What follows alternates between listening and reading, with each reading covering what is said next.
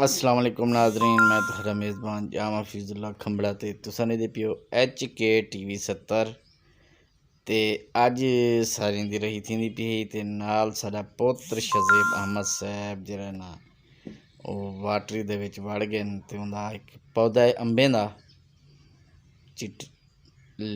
ते चौंसे दा अंब है ओह् पानी वेंदा खड़े ओह् आखेआ अबू मैं को अज पानी भरा तेरा असां ते ओह् डिग्गियों के जवान सवेर दा मेहनत कहना खड़े ते पानी उत्थे को लेना खड़े क्योंकि बड़ा शौक रखे दे अंब दे कट्ठे इनको जिमें ही पानी नाल किथों गुजरदा पिया होंदे तां भाजते ही बुत्थे को पिलावन शुरू कर देंदे क्योंकि ये अंब को हर 8वें जाड़े 9वें जाड़े ये बंदा ने पानी लाजमी देना है। जे रोज़ दा ही आ गए पानी नज़दीक तां इन्हें नहीं माफ़ी देवनी पानी जरा को पिलाते रहना ते तुहाडी को नाज़रीन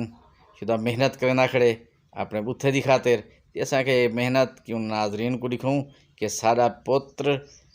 प्यारा पुत्र साडा शज़ेब अहमद साहेब किवें काम करने खड़े न ते इतनी उम्र को अंब दे पौधे नाल किस तरह लगाओ है क्योंकि कोई दरख्त भी है उनके कट्ठे हर बंदे को लगाव होना चाहिए है क्योंकि अपने कैद इमरान खान का मिशन है कि जितने पौधे लगा सको उतने लाओ, जितनी कोशिश थी वे नवे पौधे लाओ तो अपने पाकिस्तान को बीमारी तो बचाओ। तो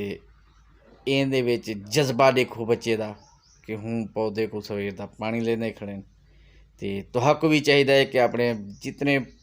पौधे छोटे छोटे रहो उन्हें को पानी लाओ, उन्हें दिन देखभाल करो, वो वड्डे थी सन ते आपां को ही बीमारियां तो बचे सन। तो हुण आखिरी रिक्वेस्ट भिरावें को मैं यह करे सा कि तमाम भिराओ ये तुहाडा HK TV 70 तुहाडा अपना चैनल है ते तुसां भिरा इनको सब्सक्राइब किया करो, घंटी का बटन दबाया करो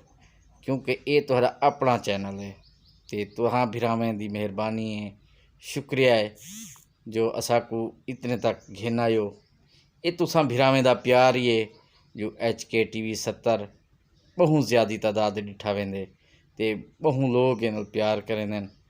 क्योंकि HK TV 70 वो समझते कि साढ़ा ही चैनल है ते असां भी आदूं कि HK TV 70 तुसां भिरावें दा चैनल है